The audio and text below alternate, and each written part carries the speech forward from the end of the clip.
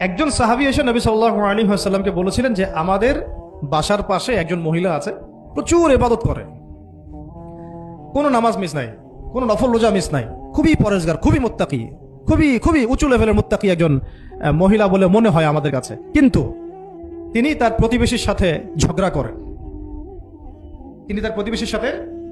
করেন, এবং বাজে ল্যাঙ্গুয়েজ ইউজ করেন। নবী সাল্লাল্লাহু আলাইহি ওয়াসাল্লাম বলেছেন যে তিনি জাহান্নামী। নাউযুবিল্লাহ।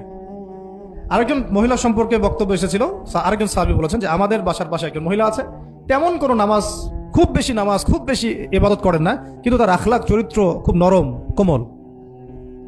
নবী সাল্লাল্লাহু আলাইহি ওয়াসাল্লাম বলেছেন তিনি জান্নাতি। তাহলে আমরা এই হাদিসটা থেকে বুঝতে পারছি যে আমলের মূলনীতিটা আসলে কি। আমল মানে এই না যে একেবারে সবসময় আমাকে নামাজ রোজা হজ জায়গাতেই ফোকাস করতে হবে, আমার আদাব ও মুআশারাতটাও অনেক বড় ব্যাপার।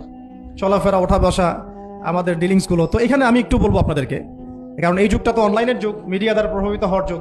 বিভিন্ন সিরিয়ালস আমাদের মাথায় এখনো বসে আছে, দেখেছি জীবনে আমরা অনেক সময় কেউ না কেউ। এইগুলো আমার মাথায় কিন্তু ইম্প্যাক্ট ফেলে, এগুলো আমাদের মাথায় ইম্প্যাক্ট ফেলেছে।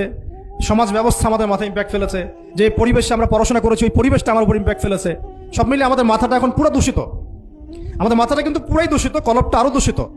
এইখানে যে বিষয়গুলো ফোকাস করা দরকার, যে পিতা মাতার সাথে একদম কোমল হয়ে যান, ছেড়ে দেন, নিজের অধিকারে না আসলেও ছেড়ে দেন, পিতা মাতার সাথে কোমল হয়ে যান।